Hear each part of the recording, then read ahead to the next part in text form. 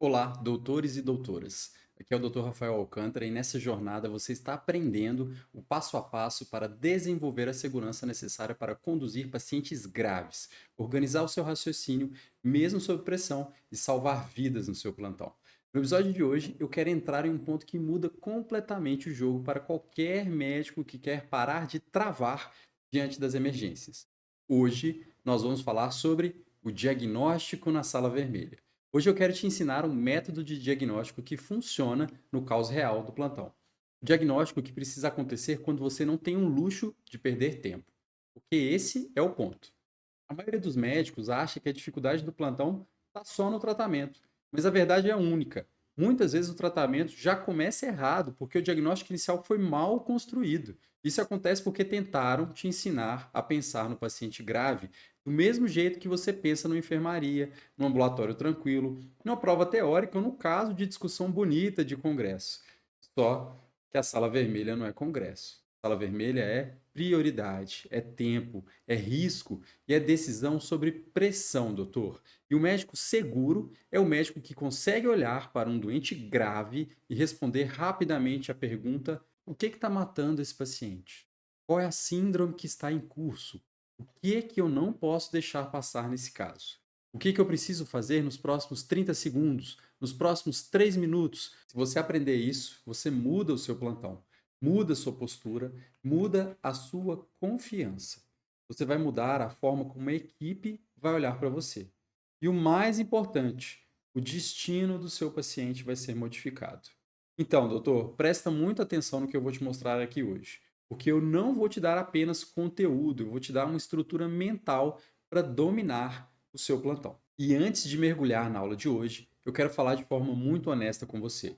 Se hoje você se sente inseguro no plantão, se você sente que às vezes sabe a teoria, mas não consegue organizar o atendimento, trava no paciente grave, fica ansioso, você fica com medo de esquecer condutas, doses, prioridades, exames ou até mesmo de deixar passar algo fatal do seu paciente. Eu quero que você saiba uma coisa. Isso não significa que você é incapaz.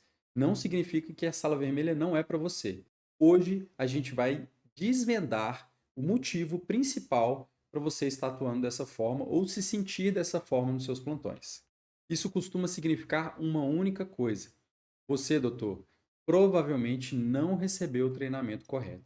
Eu posso te dizer isso com muita convicção, porque eu também vivi isso, eu também passei por esses problemas. E veja só o que alguns dos meus alunos também vivenciaram. Meu nome é Ana Carolina, sou médica. Antes eu era uma pessoa insegura porque tinha a teoria, mas não tinha o treinamento. Fui me tornando mais segura porque eu sabia como fazer. Eu sei que eu dou conta de conduzir um paciente que chega grave para mim, de maneira a agir mais rápido para resolver aquela urgência. Sou uma pessoa muito mais confiante. Meu nome é Ariel Oliveira, sou médica há um ano. Assim que eu formei, eu tive até assim, umas crises mesmo de ansiedade, coisa que eu nunca tinha tido na minha vida. O meu primeiro plantão foi um plantão muito difícil, muito puxado. Tive que fazer DO, tive que paciente com PCR, paciente muito grave. Assim, foi muito difícil. Eu saí realmente pensando assim, meu Deus, é isso mesmo que eu quero? Antes de pegar os seus plantões, na hora que você começou com os seus plantões, qual que era o sentimento que você tinha? Insegurança. Insegurança. 100% insegurança. Antes você falou que ficava insegura e agora, quando você vai para um plantão, qual que é a sensação que você tem? Nossa, muito diferente. Antes eu chegava e eu ficava pensando nos casos dos pacientes, eu tinha pesadelos com isso, eu tinha crise de ansiedade antes do plantão, eu não conseguia desligar. Hoje, por mais que tenha paciente ou outro que tem dia você vai embora para casa pensando nele, hoje eu consigo chegar em casa tranquila do plantão, sabendo que eu dei o meu máximo, não fico com medo de alguém de repente me mandar uma mensagem falando: você lembra daquele paciente? Eu não tenho esse medo de chegar a mensagem, porque eu sei que enquanto eu estava no plantão eu fiz o possível.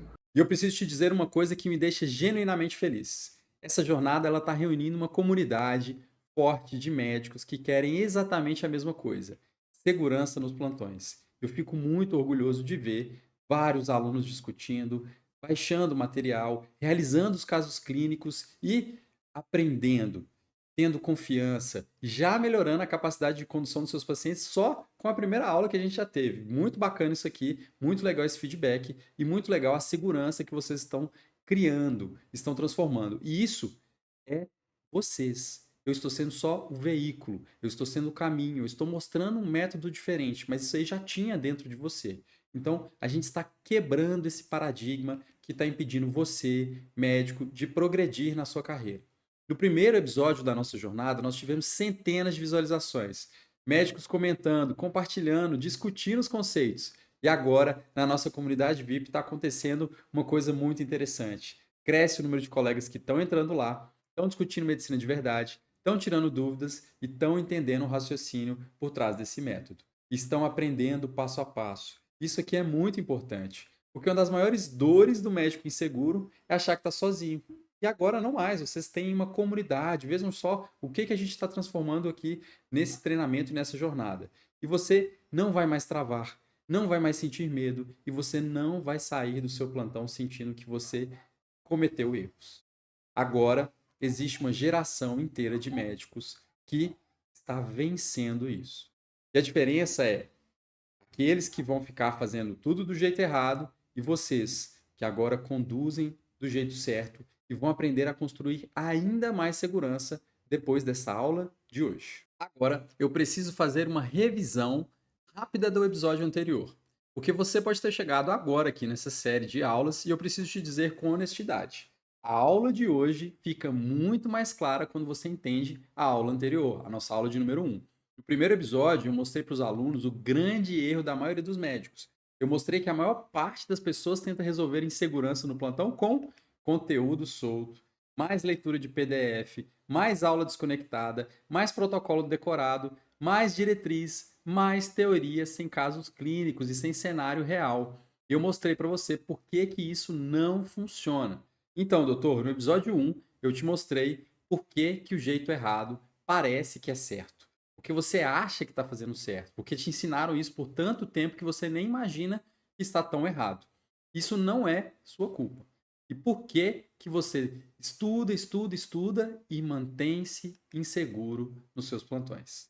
E se você ainda não viu esse primeiro episódio, essa primeira aula, eu recomendo fortemente que você pare essa aula aqui e veja a primeira aula imediatamente.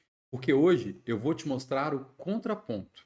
Hoje você vai sair do erro e entrar no jeito certo para ter segurança em um plantão e salvar vidas na sala vermelha. Eu já vou te contar um pouquinho da sua jornada.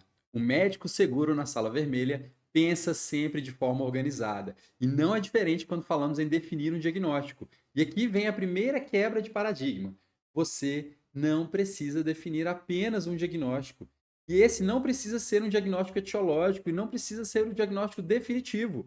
Primeiro, você precisa reunir informações relevantes da sua avaliação inicial, avaliar e raciocinar baseado nas primeiras síndromes da emergência que você pode encontrar no seu paciente. Esse padrão de raciocínio, doutor, muda tudo. De forma muito prática, grande parte dos diagnósticos dos pacientes graves que entram no plantão podem ser organizadas em síndromes dominantes dentro de grandes eixos que a gente vai ver aqui, que são emergências cardiovasculares, emergências respiratórias, emergências neurológicas e metabólicas e as traumáticas. Você precisa aprender a transformar essa informação em ordem clara e baseada em probabilidade. Assim, você vai definir o que é necessário e a ordem a ser feita. E isso vai depender de algumas pequenas perguntas. A primeira, tem que estar sempre na sua cabeça. Qual é o pior cenário para esse paciente? E a segunda, qual é o melhor cenário para esse paciente? Desta forma, você já tem duas principais hipóteses. Você tem dois pensamentos, você tem dois caminhos a seguir. Terceira pergunta a ser feita. Eu estou deixando passar alguma informação importante na minha investigação? E a gente falou na aula anterior que você precisa pegar as informações, garantir que você vai extrair tudo isso do seu paciente com perguntas corretas. E nessas três perguntas você vai definir as suas principais hipóteses. E mais uma vez, não precisa ser só um diagnóstico. De preferência, tenha outras possibilidades diagnósticas para o seu paciente. Mas fique tranquilo. Eu sei que você deve estar pensando agora. Nossa, Rafa, eu estou com dificuldade de definir um diagnóstico, agora eu preciso de 3. Mas você vai perceber que quando você pensa e classifica o paciente de forma sindrômica, isso fica muito mais simples. E para isso, é necessário unir os nossos 3 pilares para o seu aprendizado. E esses 3 pilares se apoiam na nossa tríade CTO. C, conteúdo teórico. T, treinamento prático simulado. O, organização mental estruturada. Muitos de vocês, na primeira aula, deviam estar se perguntando: como eu vou fazer um treinamento prático simulado online? Mas eu já mostrei para vocês que é possível.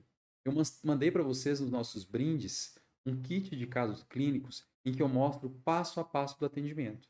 Se você parou, leu o caso clínico, tentou desenvolver o seu raciocínio e depois viu as respostas, doutor, você está fazendo um treinamento prático simulado. E você tem o feedback. Você manda para mim as mensagens, manda para mim as dúvidas e eu vou tirar as dúvidas de vocês todos. Pode mandar para mim no privado ou lá no grupo, vai ser um grande prazer te ajudar.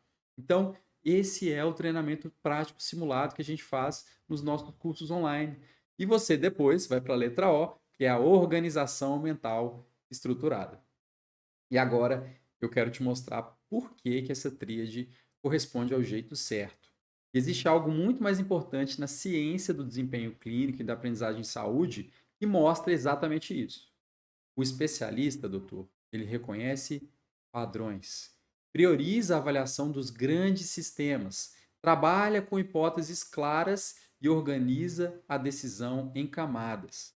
O que isso quer dizer? Quando você define um diagnóstico sindrômico e vai abordando o seu paciente em camadas, ou seja, vai tirando aquelas camadas mais graves que podem matar e depois vai passando para as camadas mais profundas que vão refinar o seu atendimento, você vai perceber o quanto de qualidade que se oferece para o paciente. E olha só, eu não falei em estudar mais, eu falei só em organizar. E você vai ver o tanto de conteúdo que você tem que você nem imaginava que tinha.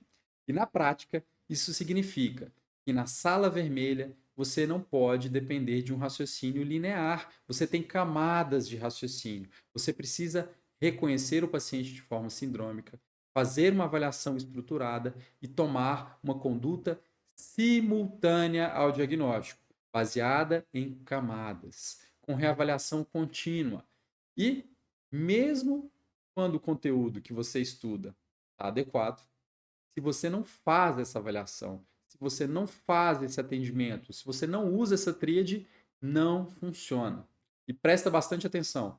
Quando eu digo suficiente, eu não quero dizer que você precisa estudar mais. Eu quero dizer que você consegue, que você pode estudar e praticar melhor, usando a mesma quantidade de tempo e aprendendo muito mais.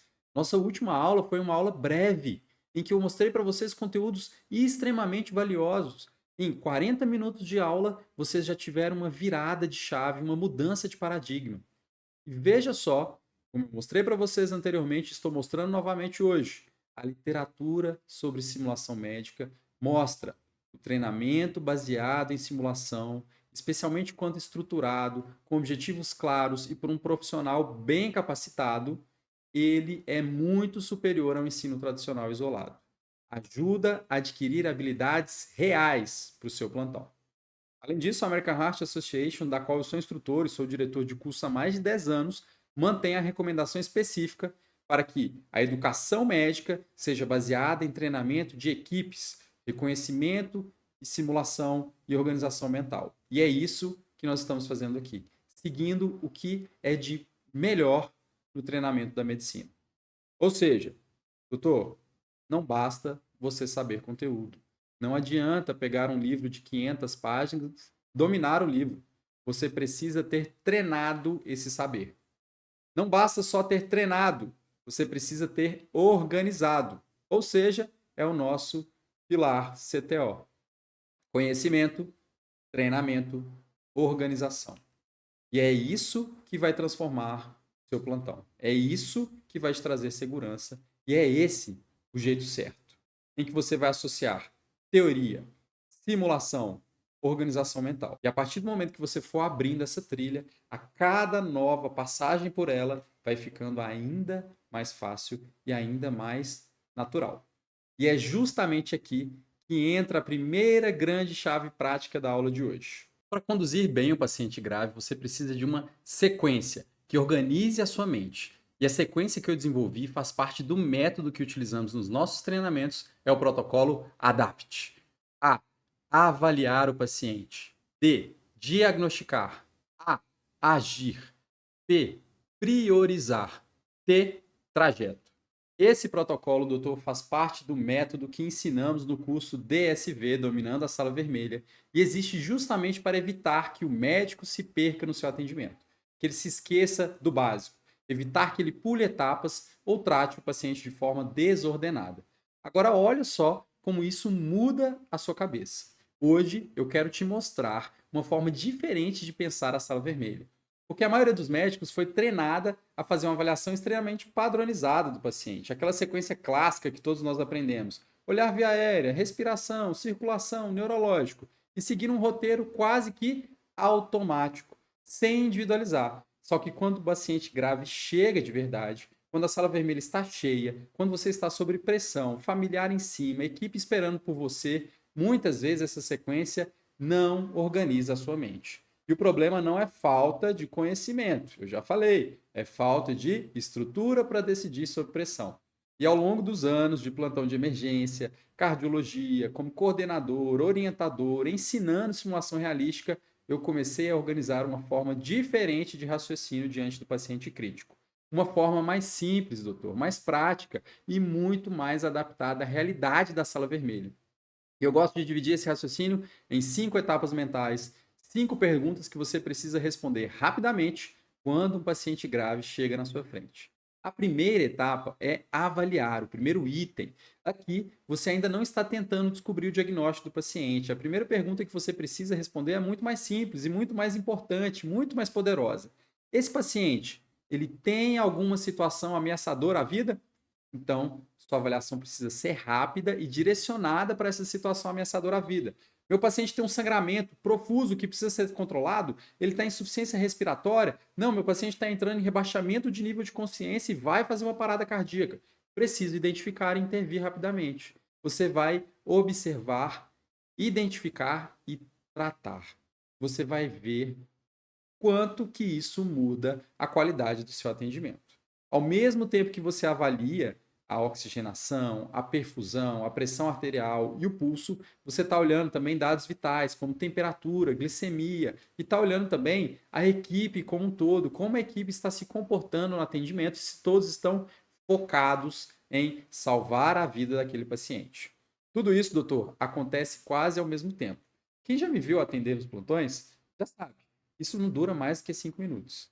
E veja só, eu não dividi por sistemas, eu dividi por prioridades, independente do órgão, independente do sistema que estava falhando. Eu defini o que era mais grave primeiro e corrigi imediatamente, mas sem perder a prioridade.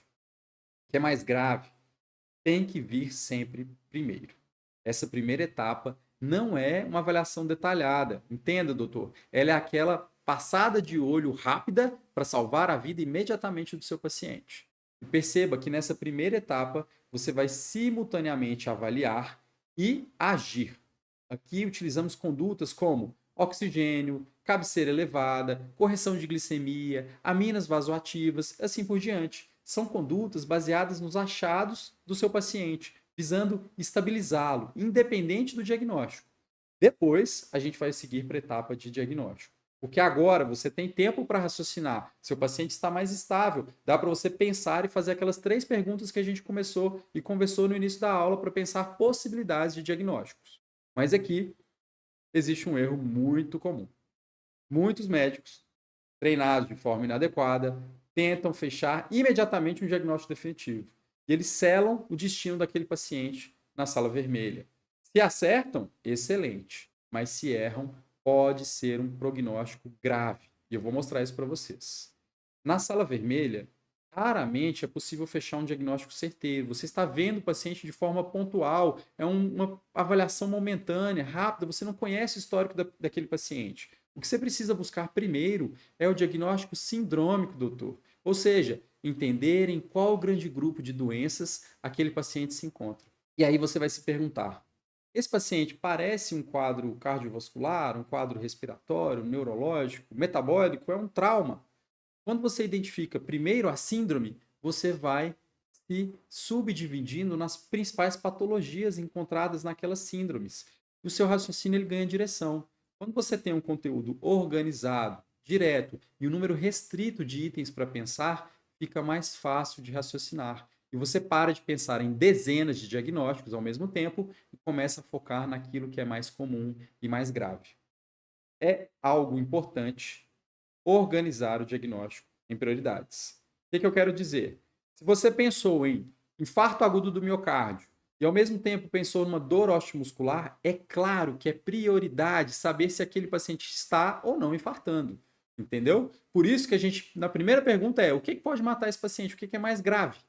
E aí depois a gente vai pensar, o que pode acontecer com esse paciente de benigno que pode estar provocando esses sintomas? Então, primeiro, afaste o mais grave. Você está diante de um paciente com dor torácica, pensou em infarto, afaste a possibilidade de infarto. Pensou numa dor muscular, numa pneumonia, depois você vai avaliar formas de afastar esse diagnóstico, certo? Então, a não ser que o seu paciente esteja numa insuficiência respiratória aguda, com dor torácica, você vai priorizar a avaliação cardiovascular. Ou seja, doutor, o que você vai fazer? Você vai mudar a ordem do seu atendimento. Percebe? Percebe que na avaliação inicial você precisa ser flexível. No diagnóstico você também precisa ser flexível. E para que isso aconteça, você precisa ter raciocínio. Com essa simples linha de pensamento, a gente pode entender que a abordagem do paciente grave não segue uma linha reta. Ela segue uma linha curva. São nuances que dependem das informações que o paciente te entrega ou que você pega dele, certo? E aí, a gente entra na nossa terceira etapa. A terceira etapa é a ação. E é uma regra fundamental na emergência. Algumas condutas não podem esperar um diagnóstico final. Então, enquanto você está desenvolvendo o seu raciocínio, está desenvolvendo hipóteses, você está tratando, você está oferecendo oxigênio, fazendo volume, pensando em aminas e assim por diante. O paciente, ele nesse meio tempo precisa estar monitorizado, você precisa ver como é que está a questão de saturação, perfusão, garantir um acesso venoso periférico, coleta de glicemia, quando necessário eletrocardiograma, muitas vezes também exames de sangue como gasometria. E dependendo da hemodinâmica daquele paciente, pode ser necessário suporte ventilatório, estratégia volêmica ajustada, vasopressores. Em algumas situações específicas, você também tem que agir com terapias mais específicas, mas que são tempo dependentes. São aquelas terapias que se você perde tempo, você perde músculo, cérebro, pulmão, rim e assim por diante. Então, avaliar trombólise, avaliar controle nas emergências hipertensivas, avaliar o uso de anticonvulsivantes nas crises convulsivas. Muitas vezes elas vão entrar como prioridade. Viu que é flutuante? Não é aquele simples ABCDE que você está acostumado a fazer? Na sala vermelha, doutor, muitas decisões precisam acontecer antes mesmo dos exames ou dos diagnósticos estarem disponíveis. E aí, a gente vai para a quarta etapa, que é priorizar. E aqui entra uma pergunta que muda completamente a forma como você conduz o caso. Você precisa se perguntar: o que está complicando a vida do meu paciente? Qual que é a doença de base que está ocasionando todos esses sintomas aqui? Porque muitas vezes o paciente chega com vários problemas e problemas simultâneos. Mas você precisa identificar aquele problema principal. O que é o grande inimigo naquele momento? Pode ser uma embolia pulmonar causando hipoxemia grave, um corpo estranho causando obstrução de via aérea, um paciente em sepse causando aí um choque, um paciente com uma disfunção cardíaca evoluindo para o edema agudo de pulmão, ou uma arritmia. E assim você precisa tratar. Certo? Então, entender essas situações, identificar as situações e abordar é importantíssimo. E, novamente, nesse momento de priorizar, você também vai seguir etapas que são mais importantes primeiro, certo? Identifique o problema mais grave e trate o mais rápido possível antes que ele complique e piore ainda mais a hemodinâmica do seu paciente. E a quinta e última etapa é o trajeto. Depois de estabilizar o seu paciente, você começa a decidir para onde eu vou mandar. Pensei em embolia pulmonar, preciso de uma angiotomografia. Pensei em AVC, preciso de uma TC de crânio. Pensei em infarto agudo do miocárdio, preciso de um cateterismo. Pensei em uma síndrome urêmica, preciso mandá-lo para hemodiálise. Meu paciente está grave, precisa ser observado, preciso de uma UTI. Você precisa seguir esse fluxo. É uma coisa que é importante, muitos médicos acabam que se esquecem. A sala vermelha, o pronto-socorro, é o local de passagem. Você vai conduzir, identificar, agir, estabilizar e vai definir o caminho desse paciente. Ou seja, seu paciente ele precisa ter um trajeto bem definido. Às vezes, nesse trajeto ou nessa decisão, você vai precisar fazer condutas mais específicas, como um trombolítico, como uma intubação, como um procedimento, como por exemplo um acesso central, uma toracotomia, uma pericardiocentese. Mas você tem que definir qual é o caminho a ser seguido. Então, defina, doutor, o fluxo do seu paciente. Porque organização dá retorno. E dar retorno no plantão traz tranquilidade. Quando o seu plantão fica organizado, você tem satisfação, a sua equipe fica feliz e o principal, o paciente sai vivo do seu plantão. Quando você internaliza essas 5 etapas mentais, algo muito interessante vai acontecer. A sala vermelha vai parar de ser um bicho caótico, bicho de 7 cabeças. Ela vai funcionar como um sistema organizado, como o corpo humano, em que decisões acontecem de forma clara, sistematizada e organizada. É claro que individualizado para o paciente, individualizado para cada caso, mas que funciona muito bem. E você vai começar a sentir algo que todo plantonista busca: tranquilidade. A tranquilidade para raciocinar, mesmo nos pacientes extremamente graves. A tranquilidade para poder discutir os casos com calma, com interesse e até mesmo ensinar, como acontece com alguns dos nossos alunos. Veja só o depoimento dessa aluna daqui. Eu sou Maria Tereza, sou médica tem basicamente 2 anos. Atualmente eu estou atuando na parte da emergência, principalmente. Você estava lá recém-formada, estava começando seus primeiros plantões. O que é que vinha na sua cabeça quando você pensava em pegar seu primeiro plantão? Eu ficava um pouco insegura. Chegava ao paciente, eu sabia a teoria de o que fazer, mas nunca tinha colocado na prática, porque não tinha tido a experiência ainda por ser novata na área. E aí, depois que você conheceu a minha forma de ensinar, o jeito que eu dou as aulas, o que te ajudou, o que mudou na sua conduta na sala vermelha? Principalmente segurança. E essa forma minha de ensinar, os cursos que você fez comigo, os treinamentos, isso impactou no seu dia a dia, lá no seu plantão, na sala vermelha? Com certeza. Impactou assim até na forma que eu estou passando para os meus alunos, porque eu estou usando sua forma de ensinar para aprender a ensinar eles também. Então, o que você fala aqui, eu repasso para eles e oriento eles da mesma forma. É tanto que eles ficam querendo saber onde eu fiz, por que eu fiz, tem quanto tempo que eu estou de plantão, e eles acham que eu tenho 5 anos, 10 anos de carreira, sendo que eu tenho só 2 anos de carreira até então. Agora, você tem tempo para estruturar sua mente, identificar as principais patologias que matam na sala vermelha, como, por exemplo, infarto, embolia pulmonar, sepse, AVC, arritmias. E em todas elas, esse método que eu estou te mostrando foi testado, foi comprovado e foi validado com estudo científico, doutor. É um método consistente, porque ele não é um protocolo, ele é flexível, ele cabe em qualquer patologia na sala vermelha. É uma forma estruturada de pensar na medicina de emergência e que você pode individualizar para o seu paciente. E para mim, para os mais de 3.000 alunos que eu já treinei, esse foi o modelo que funcionou e funciona até hoje. E agora eu quero responder algumas dúvidas que provavelmente estão passando aí na sua cabeça agora. Primeira delas: Rafael, eu sou recém-formado, tenho medo de errar, eu não sei se eu vou conseguir seguir esse protocolo. É justamente por isso, pelo medo de errar, que você precisa de estrutura, doutor. Quando você fica organizado, você sofre menos, depende menos do improviso e faz as coisas de forma clara. Outra pergunta que é muito comum: Rafael, eu já estudei muito na faculdade, eu preciso estudar mais, praticar mais? Precisa.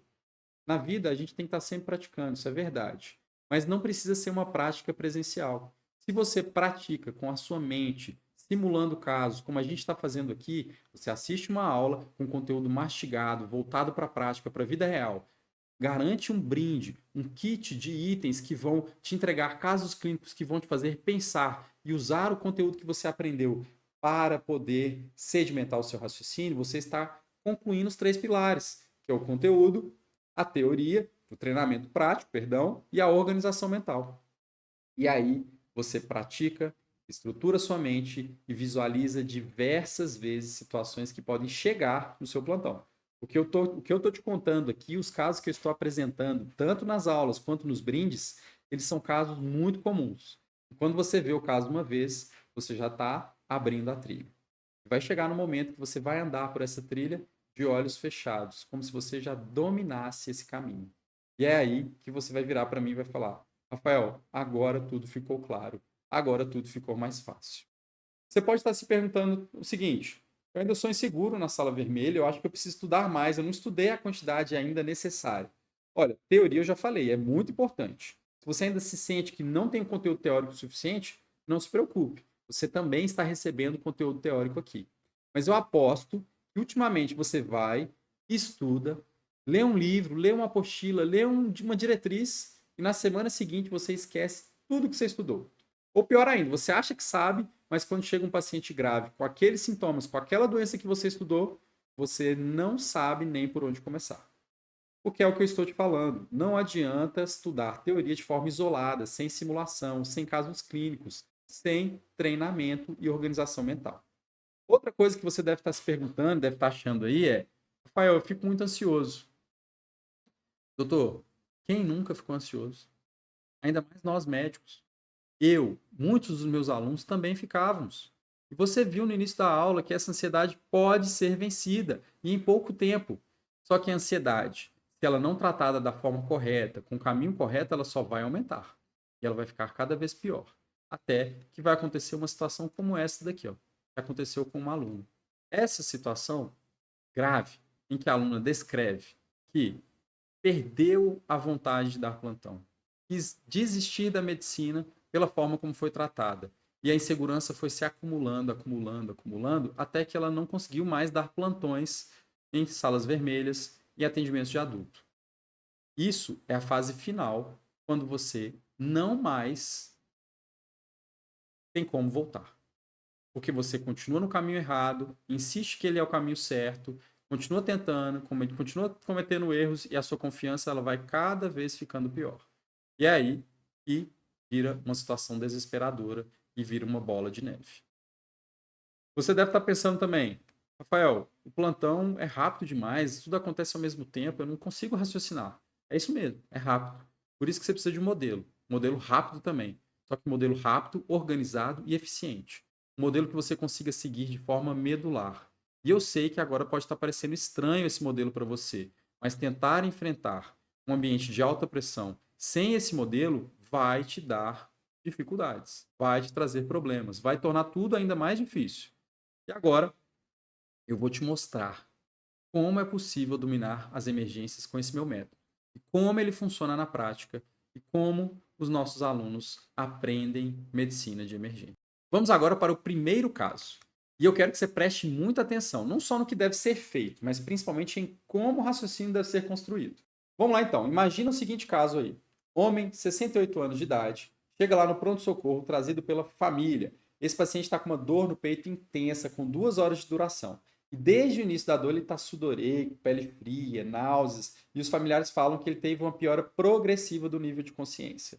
Esse paciente é hipertenso, diabético e tem história de tabagismo pesado. Logo na chegada na sala vermelha, antes mesmo de olhar qualquer exame, algo já chama atenção. É aquele tipo de paciente, sabe, que você bate o olho e percebe que ele não está bem? Vocês já tiveram esse feeling alguma vez? Ele tem um aspecto abatido, frágil, parece que a qualquer momento esse paciente vai instabilizar. Ele está lá sonolento, desperta o seu chamado. Quando consegue falar, descreve uma dor torácica opressiva no centro do peito, irradiando para o braço esquerdo e para a mandíbula. Os sinais vitais dele começam a degenerar. A pressão está 7/4. Frequência cardíaca de 118.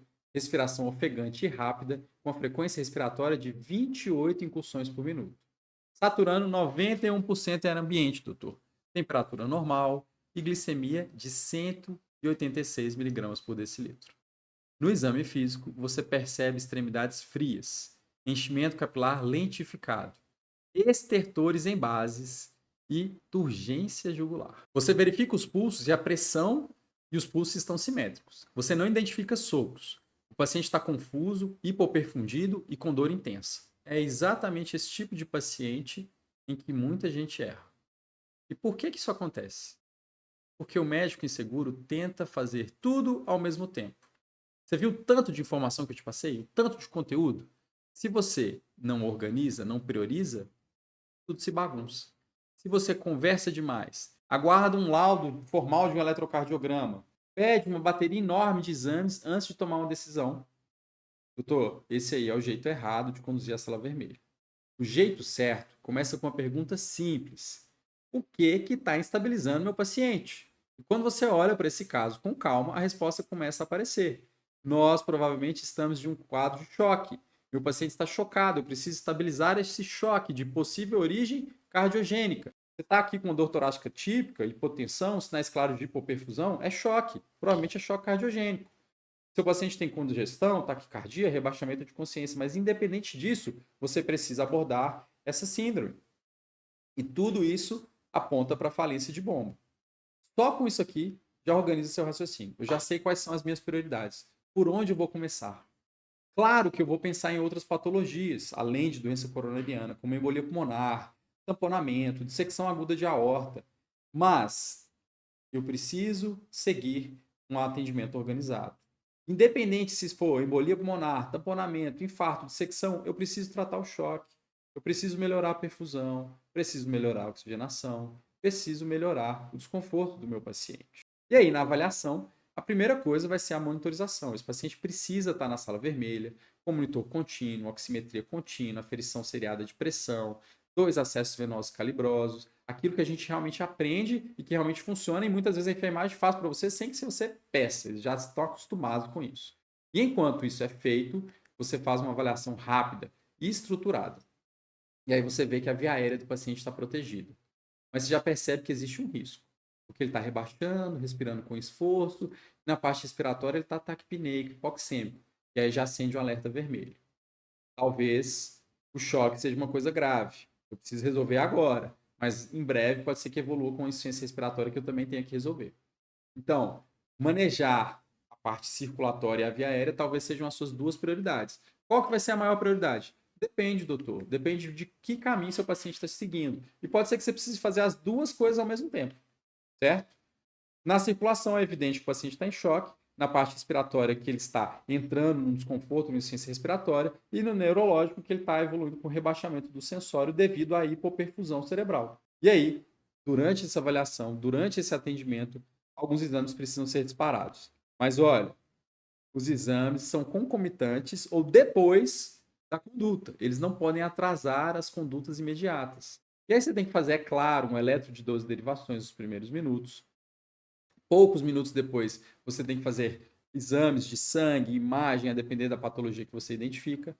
Mas nesse caso aqui, doutor, você identifica um supradesnivelamento de ST na parede anterior de V1 a V6, sugerindo um infarto agudo do miocárdio de parede anterior ou uma oclusão coronariana aguda, como a nova diretriz recomenda. E aí você tem o POCUS e vê lá um VE com contratilidade reduzida difusamente e hipocinesia na parede anterior. Sem derrame pericárdico, veia cava inferior túrgida, com pouca variação com a respiração. Isso sugere aí uma hipervolemia. E agora o quadro fica ainda mais claro. Estamos diante de um provável infarto agudo do miocárdio, um infarto anterior extenso, causando choque cardiogênico e levando a desconforto ou até mesmo insuficiência respiratória com acidose metabólica grave no nosso paciente. E esse diagnóstico vai orientar minha conduta. Diante de tudo isso que eu falei, infarto, choque, insuficiência respiratória, hiperlactatemia, acidose metabólica, eu preciso resolver a parte perfusional, que é o mais grave, é o que está causando a descompensação. Muitas vezes eu corrijo a perfusão, eu corrijo também o restante das coisas, certo? E aí, na abordagem perfusional, vocês vão aprender. Lá no nosso brinde tem uns casos muito parecidos com esse. Lá eu explico para vocês qual que é a terapia. Na nossa aula de número 3, que é a nossa próxima aula, eu vou te explicar no detalhe essa parte de terapia, essa parte de avaliação e abordagem perfusional. E vejam só como muda o atendimento, como as suas prioridades elas se organizam a depender de como o paciente se apresenta para você. Porque o problema agora não é apenas uma coronária obstruída. O problema é uma coronária obstruída, causando hipoperfusão, causando desconforto respiratório. E aí eu preciso identificar o que eu tenho que tratar primeiro. Nesse paciente, comumente, a perfusão é prioridade para você estabilizá-lo proceder com o manejo de via aérea, então definir a conduta definitiva, a prioridade, que é o tratar o infarto, que é a causa base de todo problema. E é aí que você vai agir. Age primeiro para estabilizar e age depois para priorizar. Percebe o poder desse raciocínio? E percebe como foi fluido para mim? Porque esse caminho eu já segui diversas e diversas vezes, sozinho nos meus plantões e com os meus alunos. Mas nem sempre foi assim. Eu tive a mesma dificuldade que você pode estar tendo agora. Eu tive o mesmo problema que você pode estar tendo agora em organizar esse raciocínio e achar que é difícil demais. Mas com treino, com calma e com repetição, eu tenho certeza que você consegue atingir esse primeiro pilar, que é da avaliação inicial, certo? Esse primeiro pilar é essencial para dominar a sala vermelha e ele vai derivar ou vai entregar o diagnóstico para você e vai te ajudar a ter um raciocínio sindrômico, a pensar além do diagnóstico que você pensou. Porque se você tivesse pensado só em infarto, você teria feito só um AS, um clopidogrel, um anticoagulante e o choque. E a insuficiência respiratória? Ia ficar para trás? E aí o paciente estabiliza e ele complica e ele não chega nem na hemodinâmica, certo? Então, faz sentido estabilizar o que está matando primeiro? Com certeza. Faz sentido estabilizar o paciente e priorizar a doença que está causando o problema? Com certeza. Mas tudo isso precisa de organização. Tudo isso precisa de etapas. Lembra a casca de cebola? Vai descascando aquilo que é grave até chegar no cerne, que pode ser a causa de toda a complicação. Certo? E tudo isso é importantíssimo para você dominar o seu plantão. E esse raciocínio completo, correto, evita condutas inadequadas. Como às vezes fazer volume demais no paciente chocado, às vezes fazer hipotensor de forma inadvertida, às vezes deixar de conduzir uma fibrinólise ou encaminhar para o cateterismo porque você se perdeu no seu diagnóstico. Certo? E é nesse momento que você tem que pensar para esse paciente em drogas vasoativas. A gente pode pensar em iniciar aminas como a noradrenalina ou uma dobutamina, a depender da evolução do seu paciente e da volemia. Mas essa aula aqui não é aula para falar de terapia, vai ser a nossa próxima aula em que a gente vai falar sobre isso. Então, se você está gostando disso aqui, a terceira etapa que realmente te transforma em um médico fora da curva é a etapa de número 3, em que a gente vai falar de terapia. Hoje, nosso foco é no diagnóstico. Já na nossa próxima aula, a gente vai falar sim sobre medicações, vai falar sim sobre terapias. E no nosso material bônus, você já sabe, está lá mastigado para você vários casos clínicos muito interessantes que você pode treinar e ver como ele é corretamente conduzido, certo?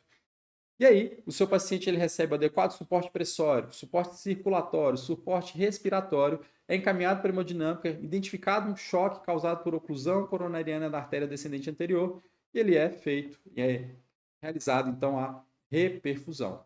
E a partir do momento que você age, estabiliza o paciente, a reperfusão passa a ser a prioridade para esse paciente. E quais são os erros comuns que acontecem nesse cenário?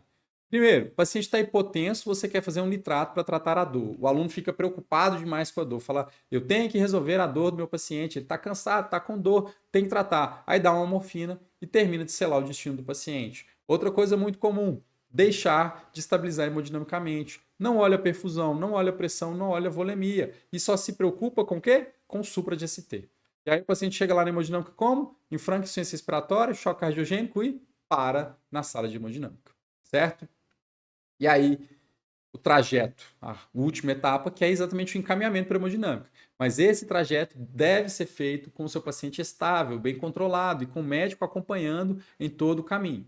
Você precisa seguir com esse paciente para reperfusão, seja mecânica ou seja medicamentosa. Você precisa dominar essas duas ferramentas. Nos brindes, mais uma vez, eu separei para vocês em uma das aulas, em um dos casos, como fazer a terapia fibrinolítica. Então, olha só como essa aula e como é que essa jornada se complementa. A gente falou de diagnóstico na primeira, hoje eu mostrei para vocês o jeito certo de fazer o diagnóstico, o jeito certo de fazer uma avaliação inicial. Na primeira aula, logo depois, vocês têm uma sequência de casos clínicos que consolidam e mostra para vocês que vocês estavam utilizando o jeito errado, o método errado, e mostra para vocês o método certo. Hoje a gente consolida mais esse jeito certo, fala de diagnóstico e começa a falar de terapia, que é o objetivo da próxima aula. Então elas estão todas interconectadas. Essas aulas estão ligadas entre si, de forma que não tem como ver só uma. Se você não viu a primeira, assista. Se você não vai poder ver a terceira, não deixe de assistir, porque vai mudar e muito a forma como você vê o seu plantão, a forma como você vê a sala vermelha. E você vai organizar o raciocínio, e você vai deixar de ter um plantão caótico e vai ter um plantão seguro. Se você passa a seguir essa sequência e tomar decisões lógicas, você vai se separar daquele médico que fica perdido na sala vermelha para aquele médico fora da curva que sabe o que faz e conduz de forma adequada. E não comete mais erros simples ou bobos, como ficar esperando troponina, não reconhecer um choque de forma precoce, tratar hipotensão como falta apenas de volume, não encaminhar e não acompanhar o paciente para a sala de hemodinâmica e não entender que o diagnóstico não precisa ser um diagnóstico etiológico imediato, pode ser sindrômico, para estabilizar o paciente para depois passar para um diagnóstico etiológico. Agora, a gente vai partir para o segundo caso, em que eu vou te mostrar mais uma forma correta de conduzir o seu paciente. Agora vamos para um caso que gera enorme insegurança em muitos médicos no plantão. Uma mulher de 59 anos chega ao pronto-socorro com dispneia intensa, de início súbito há cerca de 1 hora. Ela é hipertensa e tem história conhecida de insuficiência cardíaca com fração de ejeção reduzida. Quando ela entra na sala vermelha, algo já chama muita atenção. Ela não consegue deitar, sentada, extremamente desconfortável, tentando respirar, falando frases curtas e entrecortadas. Os sinais vitais mostram um quadro dramático. Pressão arterial de 224 por 132, frequência cardíaca de 126 e ela respira rápido, com frequência respiratória de 36 incursões por minuto. Saturação de 82% em ar ambiente e a paciente está com sudorese intensa e ansiosa. No exame físico, você observa uso de musculatura acessória. A perfusão periférica dessa paciente está preservada e ela ainda não tem rebaixamento significativo do nível de consciência. Esse é um tipo de paciente que costuma ser conduzida da forma errada, por 2 motivos comuns. Alguns médicos confundem o quadro com um quadro respiratório isolado e passam longos minutos fazendo nebulização, e outros até reconhecem a gravidade, mas perdem tempo demais antes de iniciar suporte ventilatório e circulatório adequado. E surge então a pergunta central: o que está matando essa paciente agora? E não é apenas a pressão elevada. O que está ameaçando a vida dessa paciente nesse momento é a hipoxemia, o aumento do trabalho respiratório e a rápida deteriorização da oxigenação. É exatamente aqui que o método começa a organizar o seu raciocínio. Primeira coisa que você vai fazer? Avaliar. Mas ao mesmo tempo você está elevando cabeceira, oferecendo oxigênio, dando suporte para a paciente com as medidas iniciais independente da etiologia. Se você estiver disponível, um ultrassom POCUS. E você tem lá um POCUS que mostra esta imagem daqui. Um padrão de congestão pulmonar com linhas B difusas, sem sinais de derrame. Outros exames, como por exemplo um BNP, troponina, pode até ser útil, mas nesse momento não é prioridade. A prioridade agora é identificar a causa ameaçadora à vida e tratar. Não dá para ficar esperando o resultado de laboratório, esperando o resultado de gasometria para tomar uma conduta. Você precisa agir, e agir rápido, porque se você espera exames com esse tipo de paciente e fica inseguro para tomar a conduta adequada, que é o suporte respiratório dessa paciente, você perde a paciente e acaba tendo que entubá-la. E perde o time do tratamento, que é um tratamento relativamente simples, que eu vou mostrar para vocês, que envolve uma tríade de tratamento. Então, você, doutor, não está lidando só com uma falta de ar. Essa paciente tem um quadro muito sugestivo de um edema agudo de pulmão hipertensivo, cardiogênico, com insuficiência respiratória aguda, hipoxêmica franca. E a gente precisa pensar na nossa tríade de tratamento.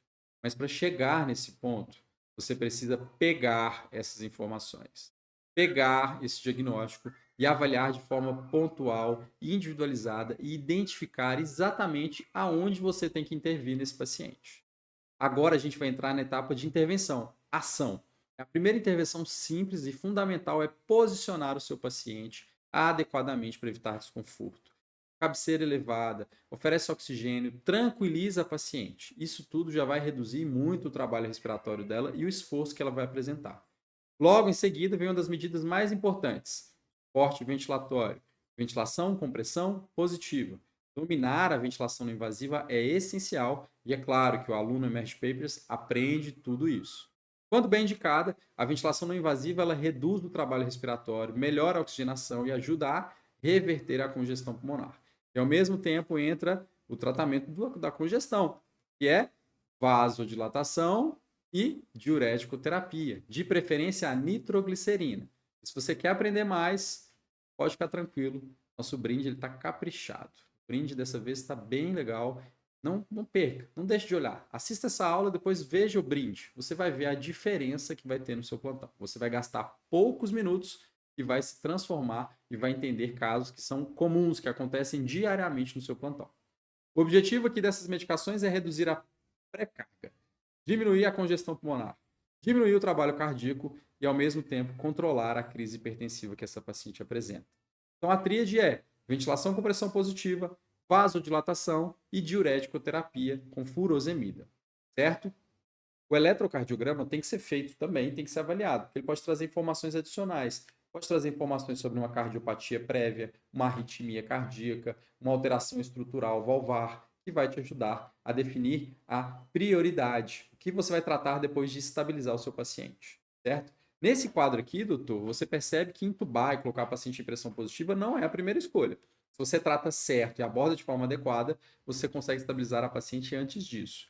Geralmente, quando eu vejo uma paciente com edema agudo de pulmão hipertensivo que foi entubada, é porque o médico esqueceu alguns desses 3 passos que a gente começou a falar aqui, certo? E depois a gente chega para a etapa de número 4, que é priorizar. A primeira prioridade é manter uma adequada oxigenação e reavaliar essa paciente, diminuindo congestão, diminuindo pressão de enchimento cardíaco e diminuindo desconforto respiratório para essa paciente. Identificar o gatilho que buscou aquele episódio. Será que foi um quadro agudo ou um quadro crônico que agudizou aqui? Será que é uma isquemia, uma arritmia, um erro de medicação, ou um excesso de volume ou alimentação inadequada? E aí a gente passa para a quinta etapa, que é o trajeto. Essa paciente, dificilmente ela vai receber alta. Ela vai precisar de um ecocardiograma, observação intensiva, tá com aminas, com vasodilatadores na bomba de infusão. Então essa paciente ela precisa ter uma monitorização contínua e um médico a todo tempo. Ou seja, você precisa encaminhar essa paciente para terapia intensiva, para adequada observação e caso ela mantenha-se estável, saia do quadro de edema agudo de pulmão hipertensivo, é claro que ela pode ir para a enfermaria para dar seguimento no seu atendimento. O médico seguro que já viu esse caso, que é você agora, que vai fixar esse caso, sedimentar esse caso com o conteúdo extra que está aqui no brinde, você não vai errar mais isso. Você vai saber como conduzir, você vai lembrar de eu falando para você como deve ser essa condução, certo? O médico treinado olha para o paciente, enxerga a síndrome, enxerga como agir e como priorizar. É isso que funciona. É assim que você precisa conduzir seus pacientes no plantão. E agora você deve estar aí pensando, isso aí parece ser difícil demais. Olha, só é difícil porque você passou, no mínimo, 6 anos aprendendo o jeito errado. Porque antes você estava tentando fazer algo ainda pior.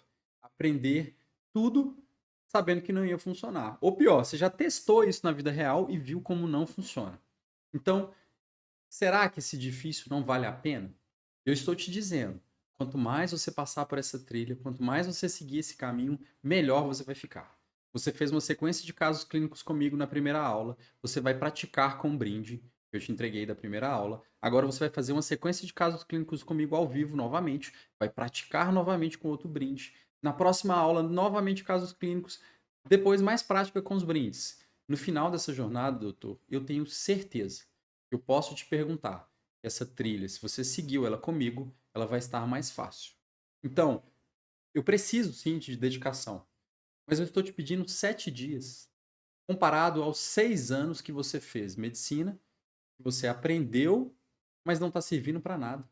Será que isso realmente é difícil? Ou o difícil não é aquele caminho que você tentou seguir e não funcionou? Você também deve estar pensando, eu preciso de mais experiência. Experiência sem treinamento e sem direção pode virar apenas erro repetitivo. Ou você pode até estar dizendo, olha, treinamento online não resolve. Tem muito curso online, inclusive aí, que são cursos muito ruins, que te ensinam só teoria, só conteúdo, parece que é uma continuação da faculdade, certo? Não tem prática, não tem contexto clínico, não tem condutas que realmente salvam vidas. Realmente, esse tipo de curso online é ruim, não resolve o problema. Mas o que eu estou te mostrando aqui é o conteúdo mastigado. É o passo a passo. Se você seguir, anotar, resumir, colocar em prática, eu tenho certeza que você vai conseguir ter mais segurança no seu plantão.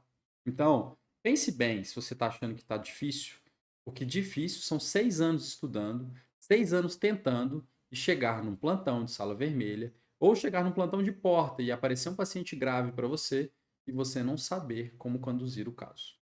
Vamos continuar então, porque a trilha está sendo formada, o caminho está cada vez mais fácil de seguir e a gente vai para o nosso caso número 3. Agora a gente vai para uma área que costuma gerar muito medo nos médicos com plantão. E o motivo é simples. Aqui, tempo tem um peso brutal no atendimento do paciente. Então vejam só esse atendimento. Homem de 72 anos, previamente independente, começa subitamente a apresentar desvio de comissura labial, dificuldade de fala e fraqueza do lado direito do corpo. Esses sintomas começaram há cerca de 50 minutos. Chega lá no pronto-socorro para você, ainda acordado, mas claramente com alteração de fala e alteração motora. Na avaliação inicial, você vê a pressão 180 por 96. O paciente está com frequência normal de 80 batimentos por minuto, saturando bem, e você colhe então uma glicemia capilar e avalia a temperatura do paciente. Como seu paciente tem um déficit focal súbito e aparentemente na parte hemodinâmica e respiratória ele está bem, você já passa para a avaliação neurológica, que é aquela alteração súbita que está no seu paciente. Você não fica perdendo tempo com outras avaliações. E aí você vai observar que esse paciente está hemiparético à direita. Tem uma paralisia facial central do mesmo lado e está afásico. Você faz uma estimativa aí do NIH ou NIS para algumas pessoas que sugere sim um déficit neurológico significativo. E aqui aparecem duas grandes armadilhas no atendimento. Você deve estar olhando esse caso aí e está achando fácil, né? Porque você fez prova, né? Estudou na faculdade e sabe marcar aí a alternativa AVC. Mas na vida real, doutor, é preciso atitude, é preciso ação. E o médico que está inseguro, o médico que está na dúvida, ele fica com medo de tomar a atitude correta, com medo de acionar o cuidado de AVC. E ele não entende que esse atendimento ele demanda tempo, e ele precisa de uma abordagem precisa. E aí ele fica com dúvida, com medo, com insegurança e atrasa o tratamento do paciente. E é nesse momento que muitos pacientes perdem a janela terapêutica. Então, não seja esse médico inseguro, que eu já estou te dizendo. Eu já vi isso acontecer. Não foi uma vez, não foi duas vezes, foram várias. De médico ficar com medo de fazer o tratamento correto, porque nunca teve segurança de realizá-lo. E tem medo das complicações. E aí ele se ausenta de cuidar do paciente. E é nesse ponto que o método que eu uso, o método que eu ensino, ajuda você a organizar esse raciocínio e te ajuda a ter mais segurança no seu plantão. Então, na avaliação, é rápido. Você vai ter uma informação crítica, que é o horário do início dos sintomas do seu paciente. Esse dado é importantíssimo nessa situação. Estão vendo como é que a avaliação inicial ela é flutuante, ela muda a depender do caso clínico, mas a gente vai seguir uma ordem. E saber o tempo de início dos sintomas aqui é importantíssimo. Enquanto isso, você está monitorizando seu paciente, está confirmando glicemia, está fazendo uma avaliação geral rápida, mas focando na parte neurológica, certo? Identificou as alterações neurológicas, fez a escala de NIH, você tem que começar a pensar em situações que possam contraindicar uma fibrinólise, caso você confirme que é um AVC isquêmico para esse paciente. E nesse momento, o que é essencial para fechar o caso, para você agir, para você tomar uma conduta? Tomografia de crânio. Nesses casos, muitos médicos travam. Está lá no hospital que não tem TC, deixa o paciente largado. Não coloca o paciente na ambulância e faz o transporte. Não percebe que cada minuto que ele está perdendo lá com aquele paciente na mão dele é cérebro que está indo embora. E aí a gente chega nesse momento que você precisa definir um diagnóstico no AVC isquêmico, precisa afastar sangramento e precisa afastar contraindicações para fibrinólise. E além disso, afastar patologias que podem simular um AVC, como alterações glicêmicas e alterações hidroeletrolíticas. Mas, doutor, você não pode aguardar o resultado desses exames de sangue para tomar a conduta que é realizar a tomografia. E a diretriz fala que você precisa fazê-la em menos de 45 minutos. Então, você precisa ativar o protocolo de AVC no seu serviço. Se não tem, institua um protocolo de AVC no seu serviço, porque isso vai salvar vidas, certo? E é por isso que as diretrizes modernas, elas enfatizam muito nesse ponto. A avaliação tem que ser rápida e na avaliação neurológica a gente precisa de uma imagem cerebral urgente para tomada de decisão tempo dependente para fazer uma reperfusão de qualidade. E a gente vê frequentemente na sala vermelha e nos plantões e depois quando o paciente vai para a gente para a enfermaria, a sequela acontece com aquele médico que ficou inseguro. Aquele médico que teve medo, mesmo sabendo o diagnóstico, teve medo de fazer o que era preciso. E aí a gente entra na etapa da ação. E se você tem medo, dificuldade em fazer fibrinólise, fique tranquilo. Estou preparando para vocês um material e uma aula de qualidade, né? Aqui eu estou falando com vocês que eu vou mostrar o caminho e estou mostrando o caminho para a segurança. Então, em um dos nossos brindes, vai estar lá para vocês explicando como é que é a fibrinólise. Então não perca esses brindes, tá? Eles ficam por pouco tempo e eles vão expirar se você não acessá-los, certo? E lá é uma continuidade do que a gente está falando aqui. Então é um complemento para que essa aula ela não se perca no seu estudo, para que você não venha aqui só assista a aula e depois não utilize isso na sua vida real. Então use esse material, abuse desse material para que você tenha qualidade nos seus atendimentos, certo?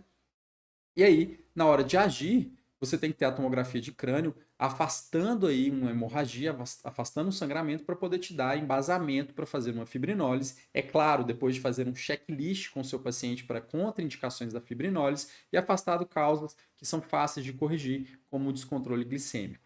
E aí entra uma outra parte que você precisa ter segurança. Você consegue fazer a fibrinólise se você tiver treinado tanto mentalmente, organizado isso aí e simulado isso aí. E lá no nosso kit de livros brinde, né? Livros não, casos clínicos que eu coloquei para vocês de brinde, você vai aprender como fazer essa fibrinólise, certo? E aí, outro ponto importantíssimo no atendimento desse paciente que tem algum quadro neurológico vascular, a pressão arterial. Muitos médicos ficam lutando com a pressão, sendo que ele tem que entender a pressão e não lutar. E a pergunta que você tem que fazer é: esse meu paciente, diante do quadro clínico que ele tem e diante da abordagem que eu estou preconizando para ele, essa pressão que ele apresenta, ela me ajuda ou me atrapalha na minha estratégia de reperfusão? Isso vai ser individualizado. Vai depender do tipo de tratamento, do tipo de diagnóstico que você tem.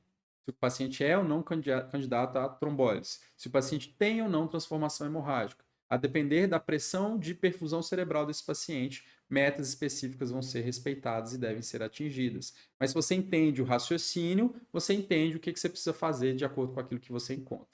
Certo? O paciente retorna lá com a TC sem sinais de sangramento. Não tem lesões extensas que contraindiquem o tratamento fibrinolítico. Você faz o checklist, nada que contraindique. E aí você vai optar pela fibrinólise. Alguns serviços tem também disponível um upgrade da tomografia, que é a angiotomografia, que pode mostrar a oclusão de grandes vasos, que é o que é recomendado nas diretrizes atualmente, mas eu sei que não é realidade nos grandes hospitais, inclusive no hospital que eu trabalho, não é uma realidade para todo paciente, principalmente para o paciente do SUS. Então, aqui, na grande maioria dos casos, um TC normal, com paciente com déficit focal típico, com NIH elevado e sem sangramento e sem isquemia hemisférica, você está apto a fazer uma fibrinólise. E a partir desse momento você precisa definir rapidamente qual é o tipo de fibrinolítico que você vai utilizar. A gente sabe que mudou isso nas diretrizes e eu coloquei para vocês no brinde lá a alteplase e a tenecteplase. E aí você vai definir qual que é o que você tem disponível aí no seu serviço e vai realizar a fibrinólise. Em outros serviços mais avançados, você tem também disponível a trombectomia mecânica ou a combinação dessas duas estratégias. Mas isso você tem que conhecer do seu serviço, entender o seu setor, como ele funciona. Mas se você entende o raciocínio, se você entende as medidas que precisam ser tomadas, tudo fica mais fácil, certo? É assim que você vai controlar esse paciente. E percebam que aqui eu fui rápido, porque eu preciso ser rápido nessas situações. Porque se eu perco tempo, se eu não priorizo e se eu não defino imagem, estratégia de reperfusão, indicações e contraindicações, eu perco vida. Perco neurônio. Então, perder minutos discutindo burocracia vai reduzir o tempo desse paciente, vai atrasar a tomada de decisão e vai significar perda de tecido cerebral viável. Por fim, o trajeto. Definir a minha fibrinólise ou não, fiz os controles ou não, esse paciente precisa seguir para unidade específica. Pode ser unidade de AVC ou pode ser uma unidade de terapia intensiva, a depender de como é o seu serviço e a depender de como o seu paciente se apresenta naquele momento. E às vezes esse diagnóstico que eu contei para vocês no início do caso, que parecia fácil, lá na vida real, é aquela hora que o médico fala: eu sabia disso aqui, mas eu não percebi. Nossa, depois que passou que eu vi que realmente era um AVC. Isso acontece, doutor. E acontece com bons médicos, mas bons médicos que não aprenderam o caminho certo. Por isso, você precisa ter conteúdo teórico, treinamento simulado e organização mental para que funcione o atendimento do seu paciente, certo? E você salve vidas, é claro. Vamos para mais um cenário aqui que mostra como uma emergência metabólica pode ser grave e fatal, e geralmente em pacientes jovens que têm uma longa vida pela frente. Chega para você, doutor, uma mulher de 24 anos, diabetes tipo 1. Ela chega lá no pronto-socorro após cerca de 24 horas de vômitos, dor abdominal, fraqueza e uma respiração acelerada. A família conta que nos últimos dias ela está urinando muito, bebendo muita água e alteração, né, uso irregular das suas insulinas. Olha só, essa história aqui é clássica. E ela se repete, se repete, se repete, e erros acontecem, acontecem, acontecem. Porque o médico, ele entra no modo automático e para de priorizar as coisas e começa a ficar insensível a algumas situações. A pressão arterial do seu paciente está 9/5, taquicárdica, ela tem uma taquipneia e também tem aí um leve esforço respiratório. Saturação normal, temperatura de 37,8 e glicemia lá no glicosímetro, high, né? Elevada. E aí, no exame físico, você percebe uma paciente desidratada, com mucosas secas, hálito cetônico e ela está sonolenta. Refere dor abdominal difusa leve. É um caso clássico, né? Figura de livro. Só que você precisa tomar uma conduta adequada. Você precisa fazer um protocolo adequado. Pode parecer simples aqui. Pode parecer que você já viu essa condução, já viu esse caso aqui. Mas esse é um tipo de caso que muitos médicos cometem erros importantes. Então, vocês estão vendo que no que é clássico, que a gente fala que é feijão com arroz, as pessoas erram. Olha, pessoal, erra mesmo, tá? Você pode achar, ah, não, comigo isso não vai acontecer. Vocês erram, porque vocês têm o conteúdo teórico, mas não têm o treinamento simulado, não tem a organização mental. E quando esse paciente chega, a única coisa que você quer fazer, sabe o que é? Baixar a glicose dela. Você se esquece do conteúdo. Você só olha o número. Do mesmo jeito que eu te mostrei na aula anterior, na paciente com uma faca no peito, você olhando para o monitor, essa paciente está te pedindo soro líquido e você está querendo dar insulina. Pode parecer bobagem, mas se você não tem organização, se você não tem um método claro, você para de raciocinar. Eu já te mostrei isso. O seu córtex pré-frontal ele é desativado, você atua com emoção. E na emoção você quer resolver o problema que está na sua frente. O que é o que está na sua frente? A glicose alta. Você vai fazer o quê? Insulina e vai errar grave. E essa paciente pode complicar. Então, o que você tem que fazer? Na avaliação inicial, você tem que ver o que está instabilizando a paciente. Será que ela está evoluindo com desconforto respiratório? Será que ela está fazendo um choque? Será que essa paciente está evoluindo com uma emergência neurológica causada pelo descontrole glicêmico, por uma cetoacidose diabética, um estado hiperglicêmico hiperosmolar? E aí você vai tratar. Expandir, oxigenar, iniciar aminas, garantir via aérea? Aí você vai definir o que precisa ser feito. Nessa paciente, é claro que você vai precisar de alguns exames, como glicose, gasometria e eletrólitos, além, né, de função renal.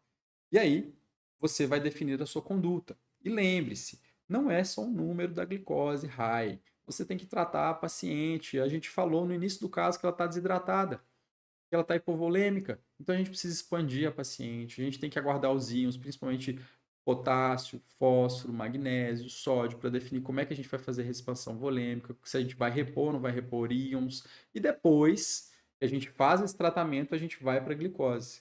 Então, tem que ter sequência, tem que ter organização. E eu sei que muitos de vocês sabem isso, que vocês aprenderam essa teoria na faculdade, mas vocês não têm a organização mental e não têm o treinamento simulado para organizar esse atendimento, para coordenar a equipe, para liderar o atendimento. Eu vejo muito médico bom, estudioso, que chega para fazer um atendimento de um caso como esse e ele se perde, se confunde e comete erros básicos, certo? Então, nesse tipo de paciente, mesmo que ela tenha aí uma glicemia de 620 a gente vai preocupar com outras coisas. Como, por exemplo, o pH da paciente que está de 7,08, bicarbonato baixo, um potássio que está normal, 5,4 de potássio.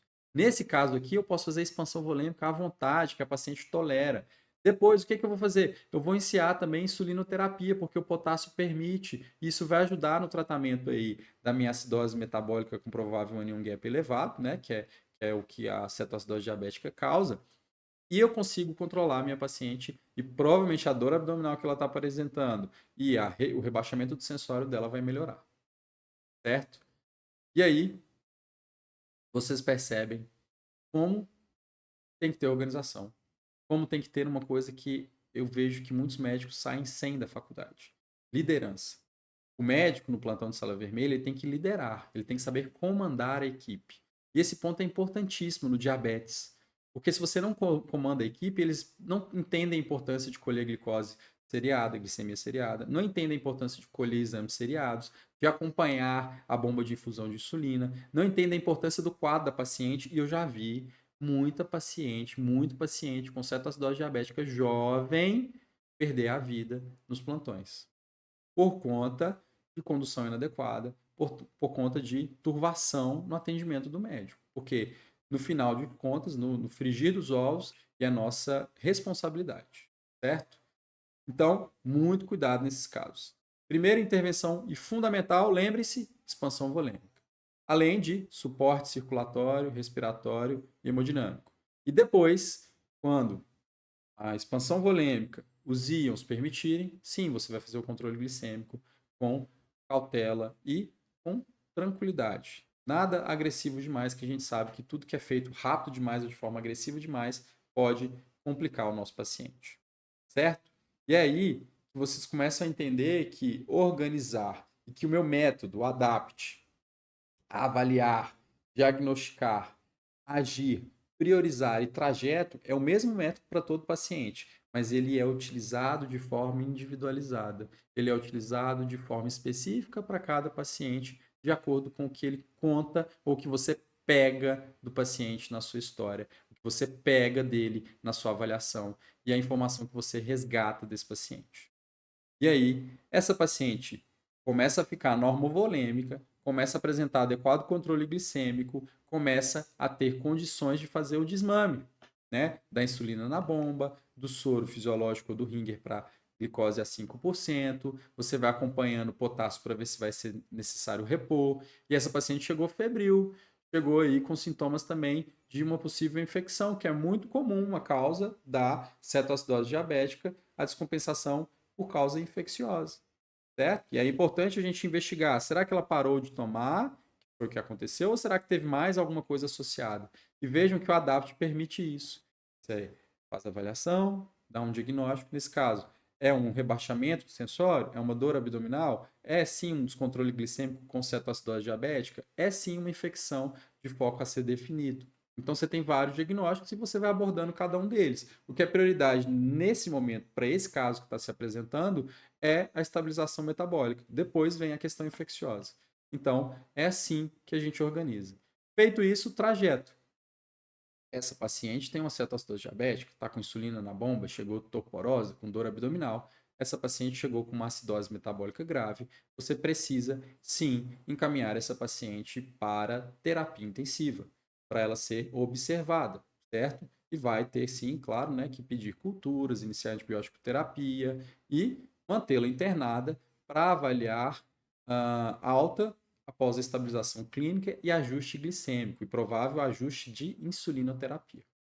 Então vejam só como é bonito, né? Quando a gente usa o método. E olha só como a trilha está ficando mais fácil, os casos estão ficando mais fluidos, está ficando mais claro para vocês como que vocês vão conduzir esses pacientes. Estão vendo? Estão percebendo que o método funciona?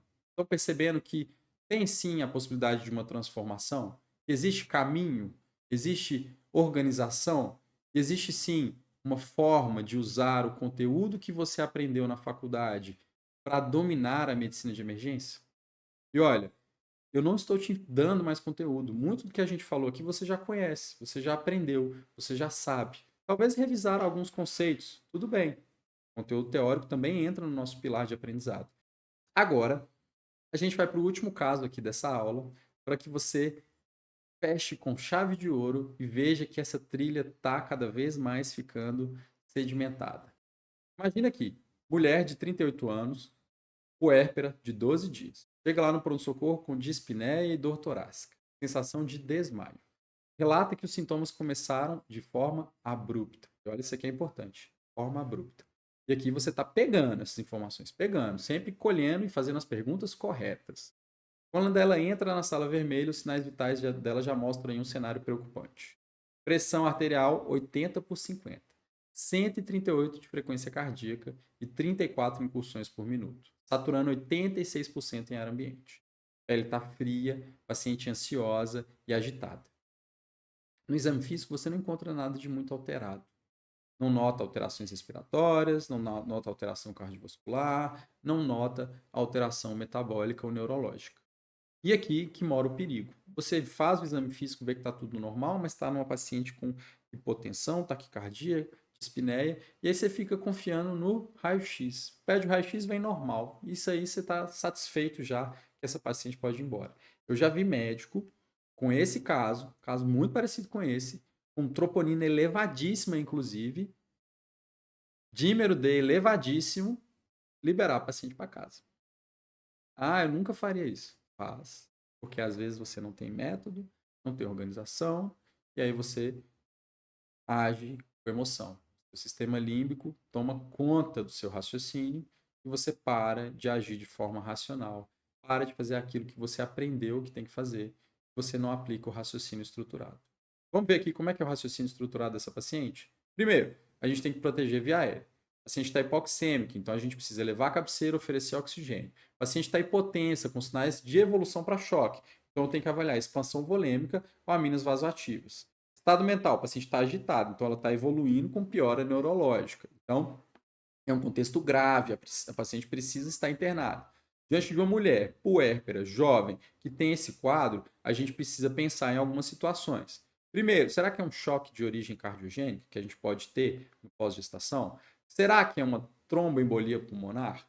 Será que essa paciente está apresentando aí uma ativação de alguma doença sistêmica ou inflamatória? Seriam essas três possibilidades que eu pensaria. E aí a gente vai avaliar a paciente. O exame físico não ajuda muito, então vamos pedir um eletrocardiograma, ver o que é essa taquicardia. Vamos avaliar aí a questão hemodinâmica e laboratorial, enquanto a gente faz a estabilização da paciente. E aí, quando você faz uma avaliação mais detalhada, você começa a notar que essa paciente ela tem uma dor torácica súbita, ventilatório dependente, e aí você começa a notar que a perna esquerda dela está avermelhada, está edemaciada. E ela começa a falar que ela está com dor na perna. E aí você começa a pensar na possibilidade de embolia pulmonar. E aí a gente tem alguns exames que são necessários, assim como a gente falou no AVC, para embolia pulmonar, para confirmar diagnóstico. Esses pacientes a gente precisa fazer um ultrassom, e aqui mostro para vocês no ultrassom point of care de membro inferior, mostrando uma trombose venosa profunda, e diante de uma paciente com sintomas respiratórios clássicos, confirma o diagnóstico de embolia pulmonar. Ultrassom cardíaco, mostrando aqui sobrecarga de câmaras direitas, o famoso sinal de McConnell. E aí, você pode lançar mão também de uma angiotomografia, que vai mostrar lá um trombo nessa paciente. E aí agora fica claro o diagnóstico. Você tem uma síndrome respiratória ou cardiovascular, causando a instabilidade hemodinâmica na sua paciente. Como ela está com instabilidade hemodinâmica e é uma TEP importante, chamada de TEP maciça, ou se você for pensar na diretriz mais atual, né, uma TEP grave, e aí você precisa avaliar novamente a fibrinólise. O uso do fibrinolítico nessa situação está bem indicado. Mas vejam que a gente seguiu um raciocínio. Avaliação, diagnóstico, ação, prioridade e trajeto. No caso dessa paciente, ela foi encaminhada para a angiotomografia e também ela tem que ser encaminhada para a realização de fibrinólise, seja na sala vermelha, ou seja na terapia intensiva, ou no local em que é feita a fibrinólise no seu serviço. Percebe como funciona? Percebe como o caso se organiza? Que agora a sua mente está mais clara, você está vendo a situação e você está vendo o caminho? Viu que agora a gente está sedimentando esse caminho? Está ficando mais simples passar por ele? É isso que eu estou trazendo para vocês. É essa a transformação. E olha que eu estou mostrando o caminho. Ainda tem muita água para rodar aí debaixo dessa ponte. Bacana? Vamos seguir aqui então, que eu tenho mais coisa para te mostrar. Agora eu quero tocar no ponto mais sensível dessa aula, porque talvez você esteja assistindo aqui e pensando, faz sentido, mas por que mesmo sabendo várias dessas coisas eu ainda travo?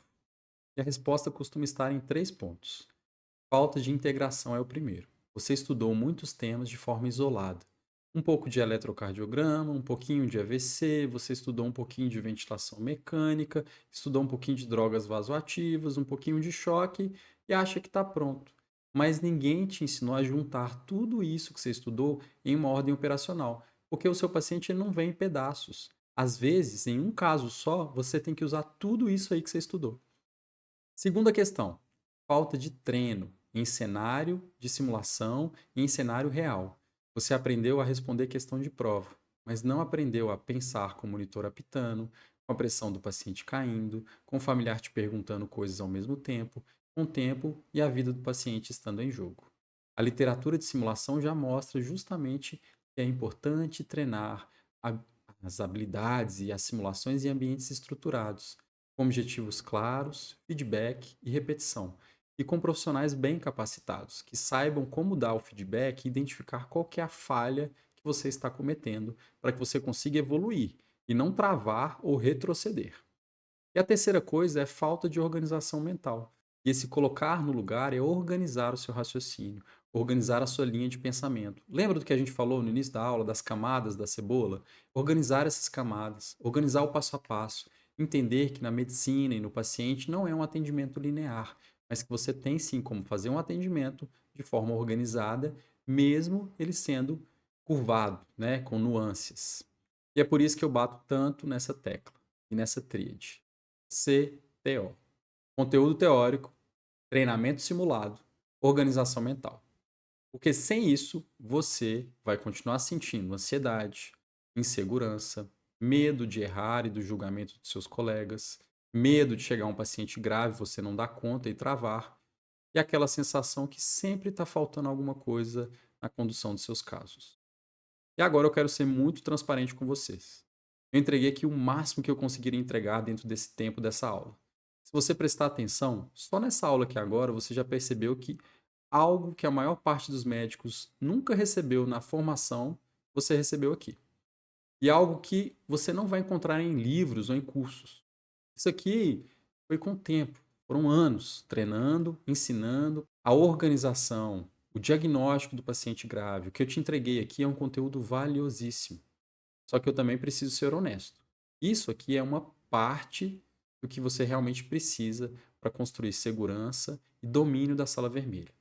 Aqui eu te mostrei o caminho e uma parte do meu método, porque além do diagnóstico, existe também abordagem inicial aprofundada, tomada de decisão terapêutica, manejo organizado das drogas vasoativas, manejo e programação de ventilação mecânica, domínio de procedimentos na emergência, interpretação de cenários sobre pressão, simulação no atendimento de casos como politrauma, ACLS, PAUS, corrigir erros e reavaliar o paciente. Tudo isso vai te ajudar a construir confiança no seu plantão. Então eu sei que muitos de vocês estão pensando, eu nunca tinha visto isso aqui dessa forma. Estou impressionado. Agora, muita coisa está fazendo sentido. E eu também percebi que existe um caminho maior para dominar tudo isso. E sim, é esse pensamento que eu gostaria que vocês tivessem. E esse caminho, ele existe. Nos próximos episódios, eu vou falar um pouco mais sobre o nosso curso Dominando a Sala Vermelha. Que é o próximo nível para quem quer realmente aprender a dominar o seu plantão, ter segurança na sala vermelha e saber que está fazendo a coisa certa e seguindo o caminho correto. Mas agora é hora de revisar o que você aprendeu hoje. Hoje você entendeu que o diagnóstico do paciente grave não pode ser lento, solto ou desorganizado. Na sala vermelha você precisa pensar por síndromes e eu te mostrei também que o jeito certo depende de teoria, treino, organização. Você aprendeu também o protocolo ADAPT, que organiza a sua cabeça diante do caos, mas de forma individualizada para cada paciente. A gente aplicou isso em 5 casos. Infarto com choque cardiogênico, edema agudo de pulmão hipertensivo, em que você viu insuficiência respiratória, a importância de uma VNI bem feita, caso de AVC isquêmico agudo, você também viu o caso de cetoacidose diabética e, por fim, a gente finalizou com o caso de TEP grave. E eu quero te lembrar de uma coisa. No episódio 1, eu te mostrei o erro. Hoje, no episódio 2, eu te mostrei o jeito certo do método através da avaliação diagnóstica. Se você voltar, revisar o episódio 1, vir aqui no episódio 2, revisar o episódio 2, fazer os casos que estão no brinde do episódio 2, que tem lá o caso, a resposta e o conteúdo mastigado, com aquilo que você precisa realmente para dominar o seu plantão. Eu tenho convicção de que você vai começar a olhar para o seu plantão de forma diferente. Você vai começar a perceber erros que antes passavam despercebidos na sua condução. Você vai começar a organizar prioridades de forma melhor e enxergar a lógica do caos. Isso aqui já vai ser um passo gigantesco. Então, segue essa dica, revisa, aproveita esse conteúdo que está disponível e é gratuito. Resume, anota, reflita sobre tudo que você está aprendendo aqui. Porque isso aqui não é conteúdo para você assistir uma vez só, não. Senão você vai esquecer e você não vai usar. É conteúdo para você revisar e aplicar. E é por isso que eu estou entregando aquele brinde, aquele kit, aquele material que vai te acompanhar no seu plantão. Eu estou te ensinando aqui a salvar vidas na sala vermelha. Salvar vidas no seu plantão. Mas ainda falta a terceira etapa. Até agora você viu o que aqui? Como a maioria dos médicos comete erros. Agora, como você deve pensar o diagnóstico do jeito certo. E no próximo episódio, eu vou para a etapa que cria médicos fora da curva, que é o tratamento. Porque agora que você entendeu a abordagem inicial e o diagnóstico, nós vamos entrar na conduta terapêutica. Vamos falar de como tratar, como decidir, como agir com mais segurança e como você não vai se perder na hora de medicar, priorizar e conduzir o seu paciente. E esse ponto, para muitos médicos, é o ponto em que finalmente começa a nascer a confiança real no seu plantão. Então não perca a próxima aula. Ela é essencial para a gente fechar todo esse aprendizado que eu estou entregando para você. E agora eu quero te pedir mais uma coisa. Se essa aula aqui fez sentido para você e você ainda não entrou na comunidade VIP, eu tenho certeza que você não vai se arrepender se você sair dessa aula, clicar lá no botão e entrar na comunidade. Lá a gente vai discutir os casos que abordamos nessa aula, vamos discutir os casos que estão lá no brinde e vamos discutir os casos que estavam na aula anterior. E lá você vai ter o meu suporte, vai ter a minha ajuda, vai ser um prazer te ajudar. Lá a gente tem um apoio, a gente tem uma comunidade e vamos crescer juntos. Vem fazer parte desse grupo de médicos que decidiu parar de apenas sobreviver ao plantão e começar a construir segurança de verdade. Porque eu estou acompanhando eles de perto. Eu estou vendo as dúvidas, estou vendo os comentários, eu estou vendo as dificuldades que esses médicos têm. E olha, essas dificuldades se repetem. A dificuldade de um médico hoje pode ser a sua dificuldade amanhã. E eu quero ajudar o máximo possível de colegas nessas jornadas. Eu te vejo no próximo episódio. Um abraço.